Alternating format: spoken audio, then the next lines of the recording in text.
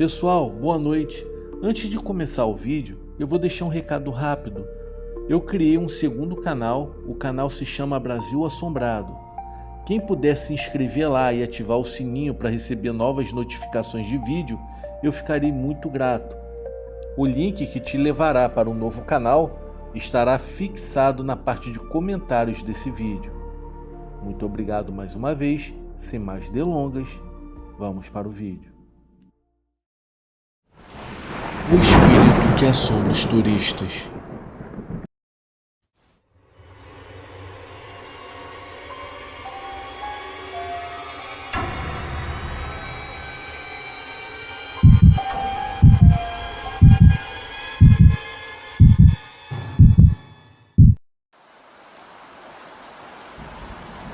Olá, boa noite a todos. O meu nome é Carlos. Eu sou dono de uma pousada em Lavras Novas, uma pequena cidade nas montanhas de Minas Gerais.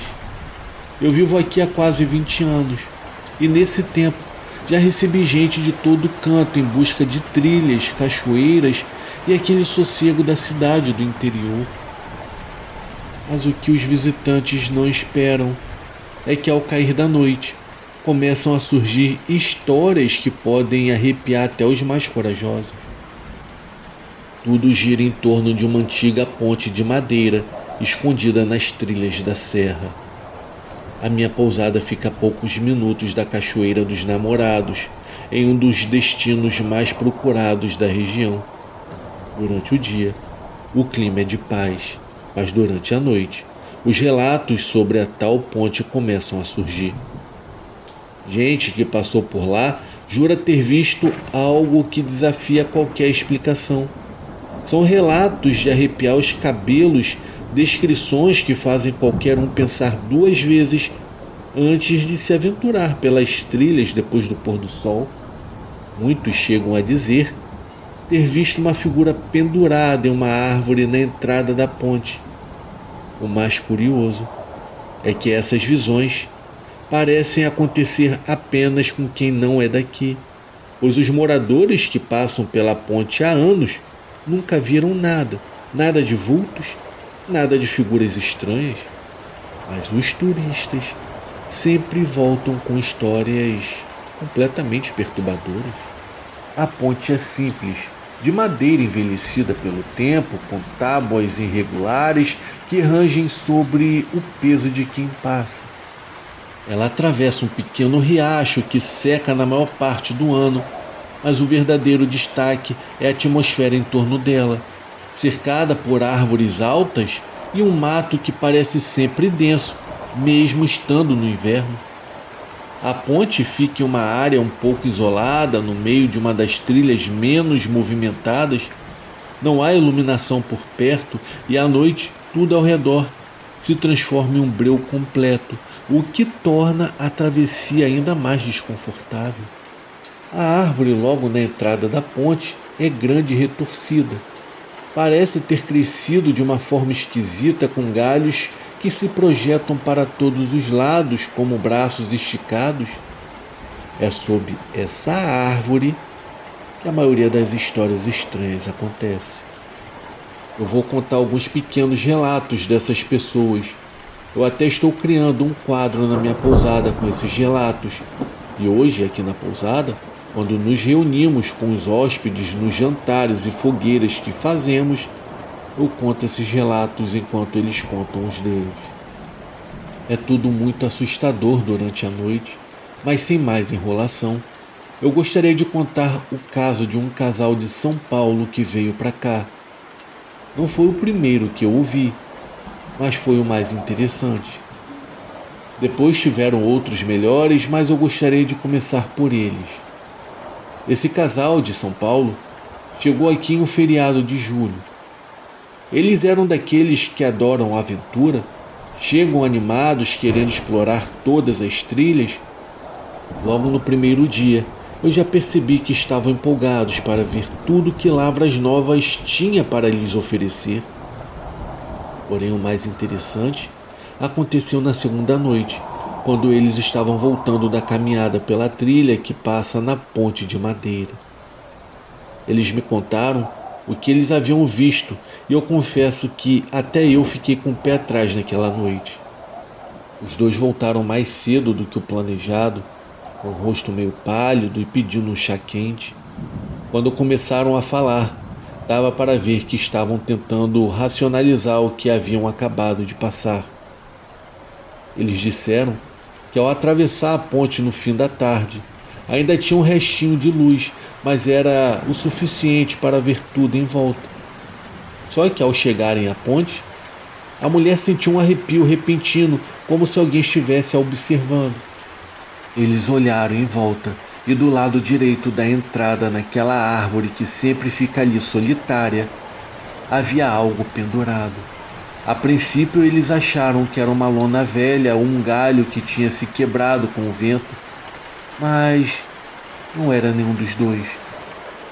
Conforme se aproximaram, o que eles juram ter visto foi uma sombra balançando lentamente.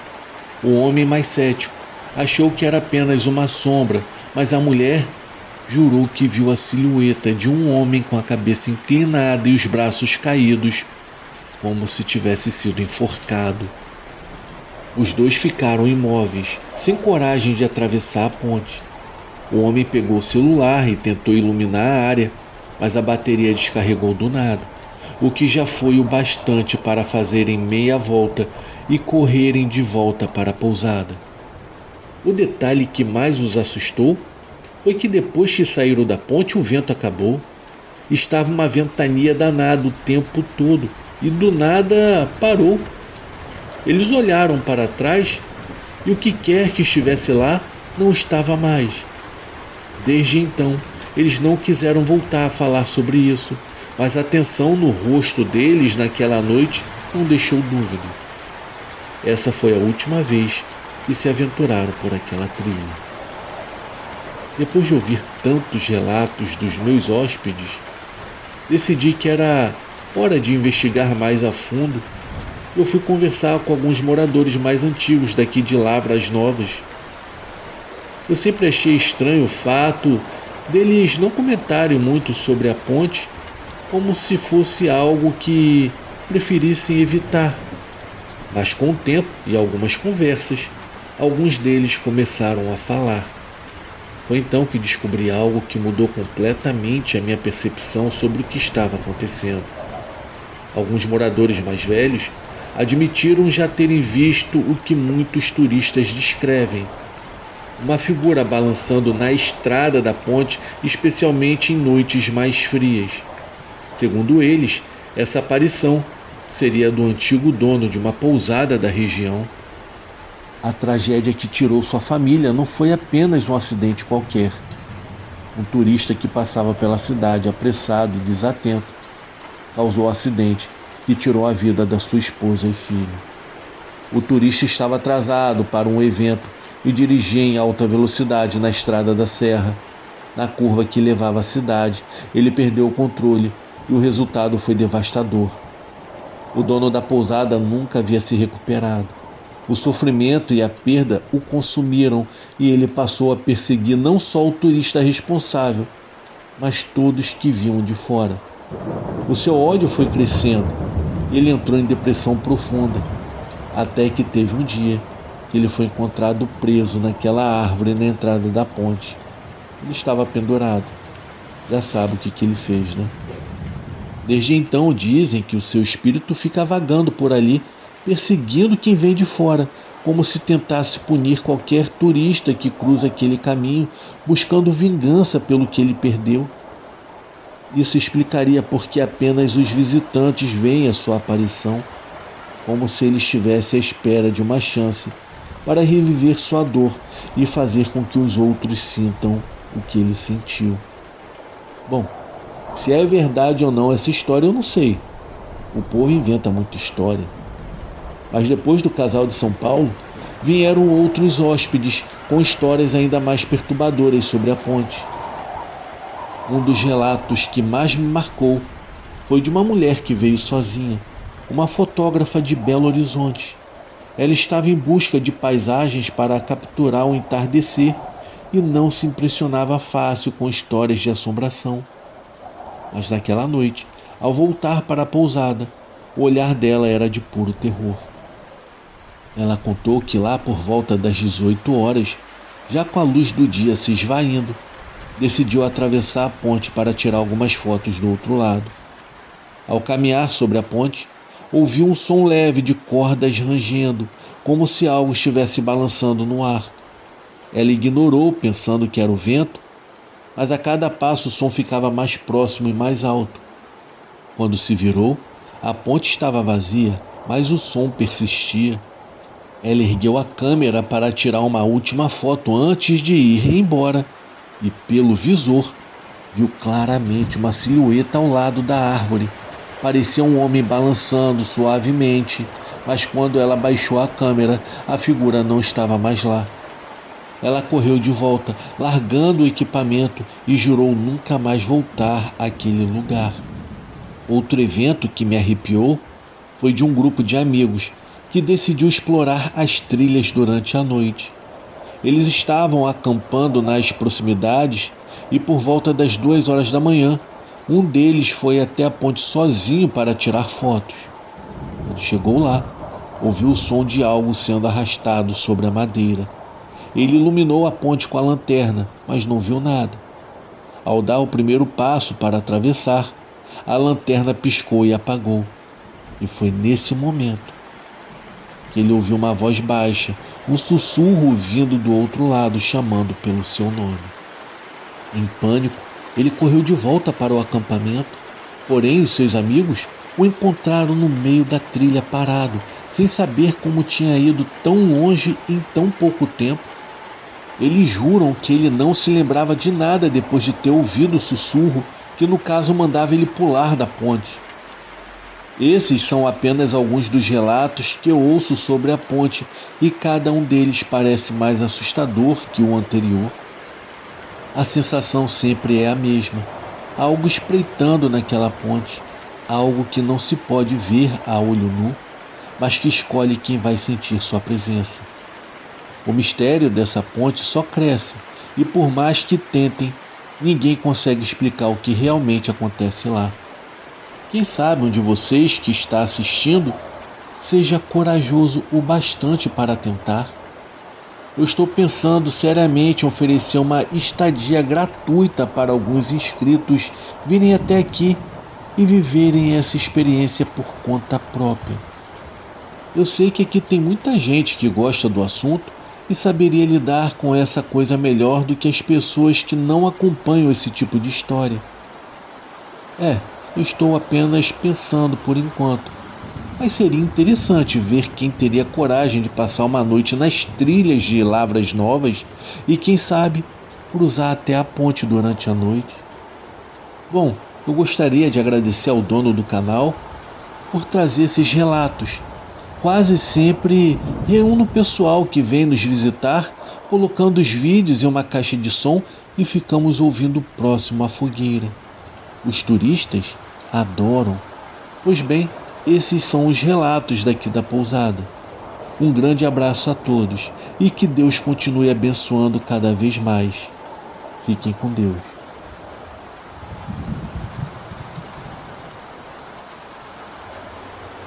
A coisa do cemitério.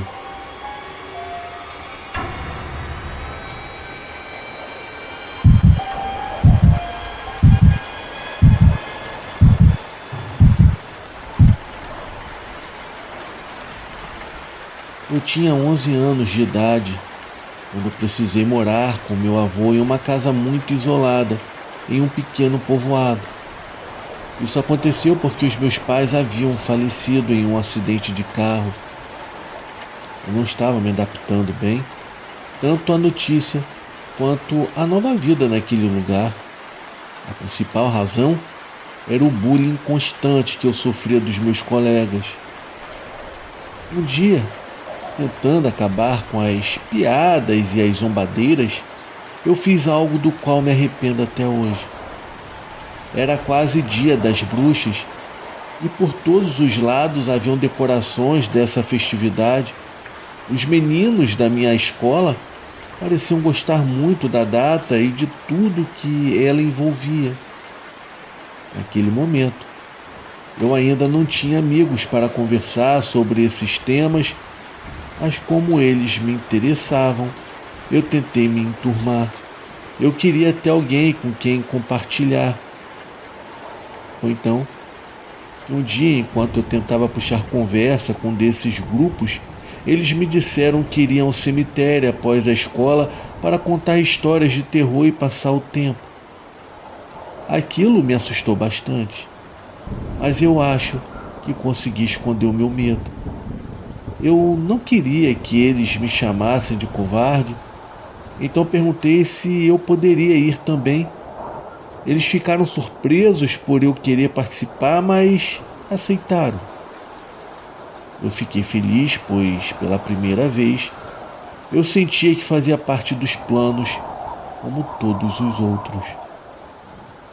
Naquele dia, esperamos do lado de fora da escola até o momento de irmos ao cemitério. Era cerca de 2 horas da tarde quando fomos. Eu estava com medo, mas determinado em me enturmar com eles, que pareciam muito empolgados. Chegamos ao cemitério, que era bem comum como qualquer outro. Passamos um tempo andando por entre as tumbas, fazendo piadas, e por um momento eu até me senti relaxado. O tempo passou e o sol começou a se pôr. Eu achei que era hora de irmos embora, mas os outros decidiram que aquele era o momento ideal para contar histórias de terror. Eu sempre fui muito medroso e, na verdade, eu nem conhecia histórias para compartilhar. Eu fiquei apenas ouvindo, tentando não deixar a minha imaginação me levar para fantasmas ou demônios. Eu me esforcei para pensar logicamente de que essas coisas não existiam, mas no fim eu acabei ficando muito assustado, mesmo acreditando que eu estava escondendo bem o meu medo. Acho que eu até fui convincente. Em um momento, todos perceberam um pânico no meu rosto e começaram a zombar de mim, dizendo que eu estava arruinando a diversão deles. Eu não sentia que estava atrapalhando, já que eu nem havia dito nada, mas eles insistiam que eu era o problema. O bullying ficou tão intenso que eu me levantei e fui embora. Enquanto eu caminhava, ainda consegui ouvir as risadas e os insultos deles. Quase chorando, eu andei na direção que achava ser a saída. Só depois de uns 15 minutos foi que eu percebi que eu havia pegado o caminho errado, porque o cemitério não era grande o suficiente para eu não encontrar a saída. Eu não queria voltar para onde eles estavam, então continuei andando, acreditando que em algum momento eu reconheceria algo que me levaria para fora.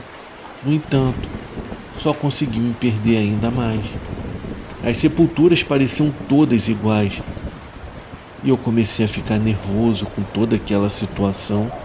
Eu até pensei em voltar, mas quando me virei, vi uma silhueta ao longe que parecia muito com uma pessoa. Talvez fosse apenas a minha imaginação, mas tudo parecia tão real que eu comecei a correr na direção oposta. Eu nunca corri tão rápido em toda a minha vida, mas eu acabei tropeçando e caí em uma das sepulturas mais velhas e abandonadas do cemitério. Ao cair, eu cortei a minha mão em uma garrafa de vidro que estava ali. A dor me distraiu do medo por um momento. O corte era bem profundo. Eu vi a minha mão sangrando. Eu me levantei num misto de raiva e exaustão, chutei a maldita garrafa que havia me machucado. Ela se quebrou ainda mais ao atingir uma lápide que também acabou rachando. Nesse instante, eu senti uma presença por detrás de mim. Quando eu me virei, vi uma forma amorfa, como um monte de fumaça. Não conseguia enxergar direito por causa da escuridão, mas havia luz suficiente para distinguir aquilo. E logo um cheiro terrível como de ovos podres havia tomado conta de todo o ar. Eu fiquei paralisado de medo, incapaz de me mover ou de pensar. Então, aquela coisa passou por mim. Sentir aquilo foi horrível. Era um cheiro, era como carne crua e podre, com uma textura viscosa e um mau cheiro nauseante. O impacto me fez cair sentado. Enquanto eu estava no chão, eu ouvi um grito estridente que parecia ecoar na minha cabeça. Eu não sabia dizer se era de um homem ou de uma mulher, mas era tão forte que parecia ter sido dado diretamente no meu ouvido. Isso me fez reagir. As minhas pernas finalmente obedeceram e eu corri mais rápido que eu pude até encontrar saída. Eu não parei nem por um segundo para olhar para trás. Cheguei em casa completamente assustado. O meu avô me viu quase chorando e, ao perceber a minha mão sangrando, perguntou o que havia acontecido comigo. Eu contei que eu havia caído e me cortado em uma garrafa quebrada. Eu não sei se ele acreditou em mim. Ele notou que eu estava gelado e perguntou se eu estava bem. Eu respondi que sim, mas por dentro eu ainda revivia o terror daqueles acontecimentos. O meu avô cuidou do ferimento da minha mão, dizendo que eu deveria ser mais cuidadoso. Ele mencionou que se algo estivesse me incomodando ou tivesse acontecido naquela noite, eu poderia contar a ele. Foi a primeira vez que senti que o meu avô realmente se preocupava comigo. Mas eu não tive coragem de contar o que havia acontecido. Continuei com a história de que eu havia caído no caminho de volta para casa. Naquela noite eu demorei muito para conseguir dormir. Sempre que eu fechava os olhos, a imagem do que eu havia visto no cemitério surgia na minha mente. Aquela fumaça estranha que passou por mim e deixou meu corpo frio, mesmo estando completamente coberto. A ferida na minha mão doía como uma pontada constante, mesmo meu avô limpando e fazendo um curativo. Parecia que o caco de vidro ainda estava cravado na palma da minha mão. Por volta de 1 da manhã, finalmente adormeci. Porém, eu tive um terrível sonho. No sonho, eu acordava no meu quarto, mas ele parecia estar bem diferente, vazio. Eu chamei o meu avô, mas ele não me respondeu. Parecia que eu estava sozinho na casa.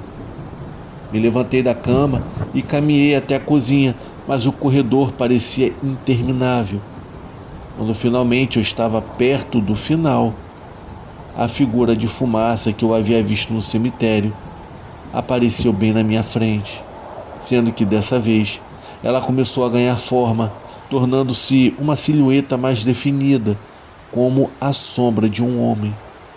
Aos poucos, a figura assumiu a aparência de um homem idoso, vestido com um terno velho e sujo. O seu rosto era cadavérico, magro, com restos de pele em algumas partes e olhos que eram apenas órbitas vazias. Ele soltou um grito assustador e começou a correr na minha direção em 4 patas. Eu tentava fugir, mas os gritos dele eram ensurdecedores. Eu acordei de repente aterrorizado. O meu quarto estava muito frio. A cada respiração minha saía até vapor. Então, eu vi batidas leves na janela, que rapidamente ficaram mais fortes, como se fossem quebrar o vidro. Eu até fiquei me perguntando por que o meu avô não acordava com barulho. Fechei os olhos tentando ignorar os sons, mas as batidas só aumentavam. O meu coração estava disparado. E então, eu ouvi a voz do meu avô chamando meu nome. Isso até me tranquilizou por um momento, mas ao abrir os olhos, eu vi apenas escuridão e silêncio. A voz voltou, mas agora ele soava diferente, mais áspero. A cada vez que me chamava, ela ficava mais rouca, até que começou a exigir que eu abrisse a janela, dizendo que sabia que eu estava acordado. Eu estava acordado, porém eu estava apavorado, com medo de sair da cama e algo me puxar para debaixo dela. Eu me cobri com as cobertas e tentei dormir mesmo com os gritos e batidas continuando. Pela manhã, o meu avô me acordou irritado, dizendo que não tinha recolhido os ovos.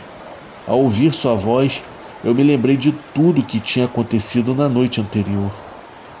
Apesar do medo, eu tentei agir normalmente e fui buscar os ovos no galinheiro. Enquanto eu recolhia os ovos, eu pensava no que havia acontecido e na dor que eu ainda sentia na palma da minha mão. Eu estava dividido entre contar para o meu avô ou guardar para mim. Eu olhei ao redor e percebi que as galinhas estavam agitadas como se algo as assustasse. Quando eu levantei o olhar, eu vi à distância uma pessoa caminhando em minha direção. Muitas pessoas costumam visitar o meu avô para comprar coisas que ele cultivava, mas algo naquela pessoa parecia errado. Ela vinha da direção do riacho, onde não havia caminho. À medida que se aproximava, eu percebi que ela andava de uma forma estranha. Quando ela chegou perto o suficiente, eu reconheci o seu rosto. Era o mesmo homem do meu sonho, aquele que tinha me perseguido.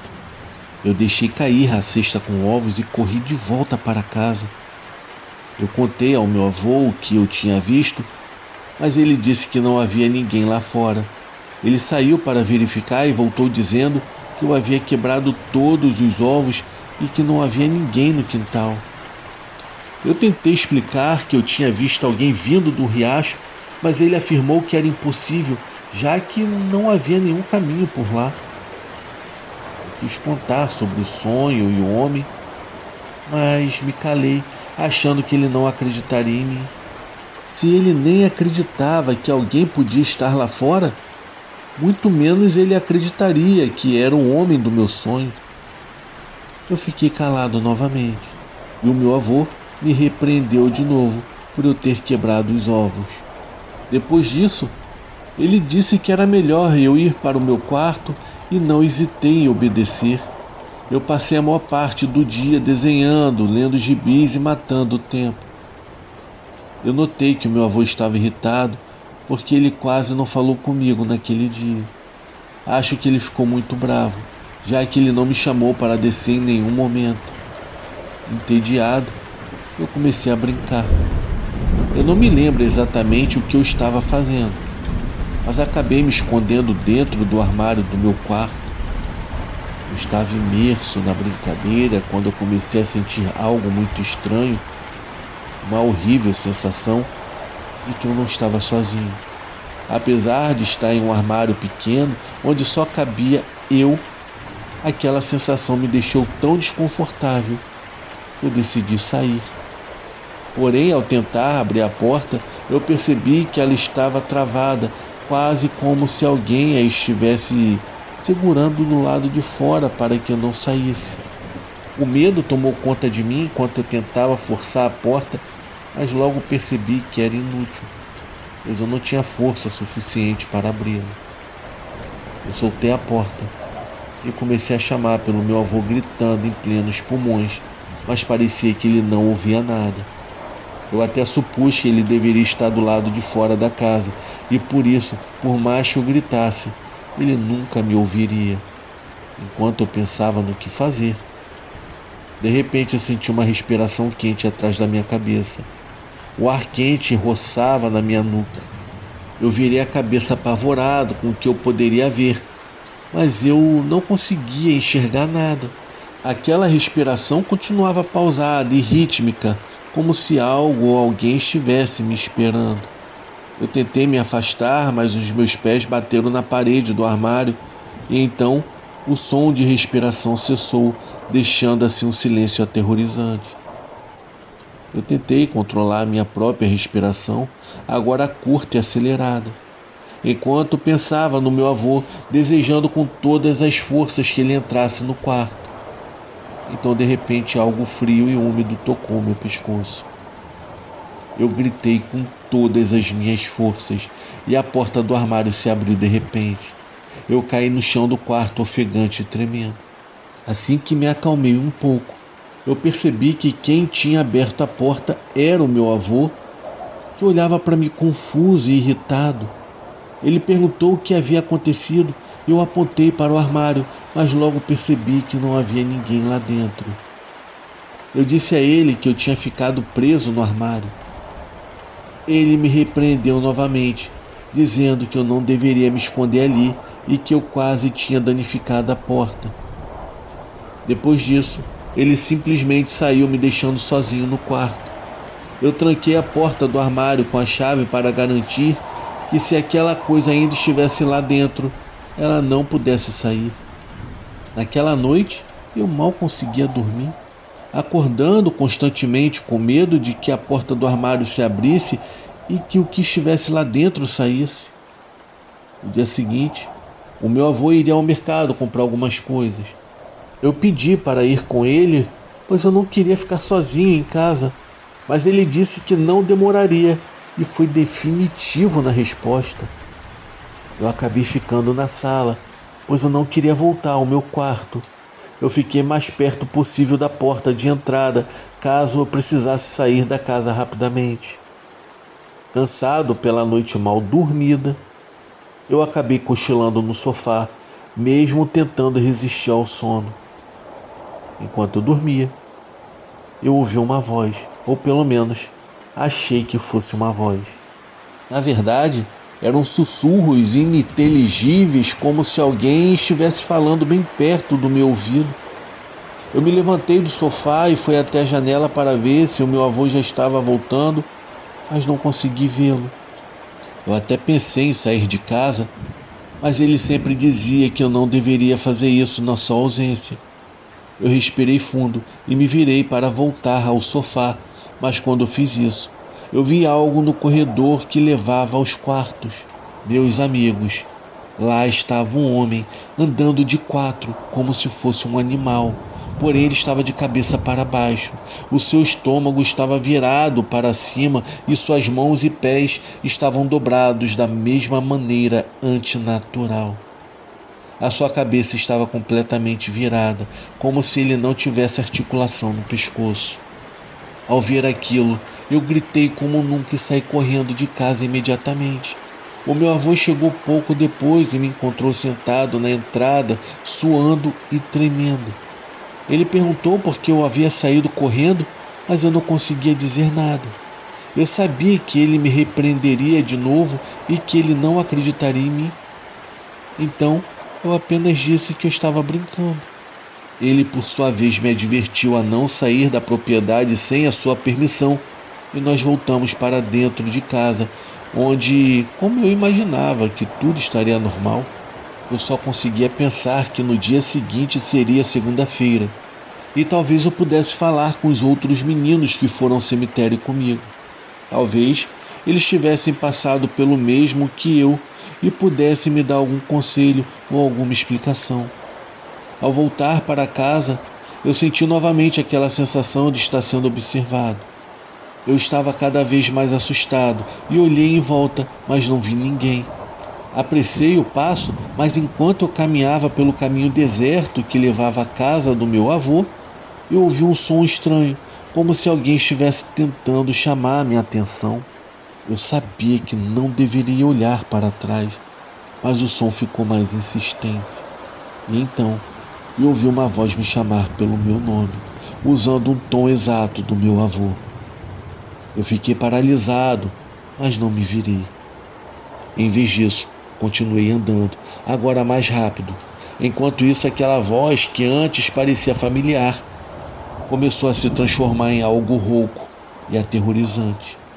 A última coisa que eu ouvi foi um som de passos correndo em minha direção, mas não pareciam humanos.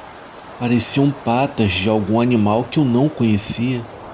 Eu tentei manter a calma enquanto trancava a porta.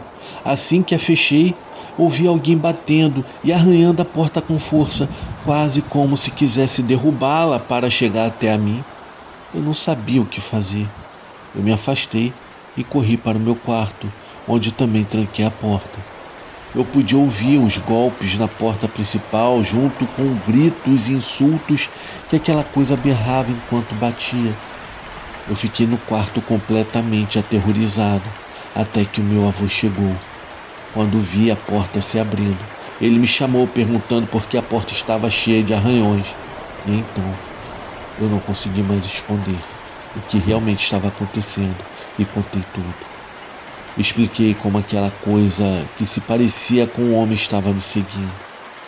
O meu avô ouviu tudo com muita atenção e, ao invés de reagir como eu esperava, ele pediu para ver a minha mão.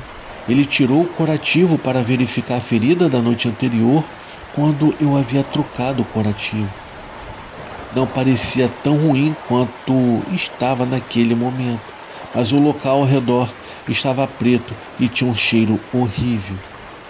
Ele me levou ao médico, mas o doutor não acreditou que o corte tinha apenas alguns dias devido ao estado terrível da ferida. Assim que saímos do hospital, o meu avô me levou até uma mulher conhecida por ser uma benzedeira. Ele disse que eu deveria contar tudo, sem omitir nada, sobre o que aconteceu naquela noite no cemitério. A mulher ouviu com atenção e concluiu que parecia que o espírito sombrio havia se ligado a mim. Ela explicou que esses espíritos se aproveitam de pessoas vulneráveis e eu fui uma vítima perfeita. Disse que ao quebrar parte da lápide e demonstrar medo, ele se alimentou das minhas emoções e se prendeu a mim. O meu avô perguntou se haveria alguma forma de nos livrarmos desse espírito. Depois de pensar, a mulher sugeriu fazer uma limpeza espiritual.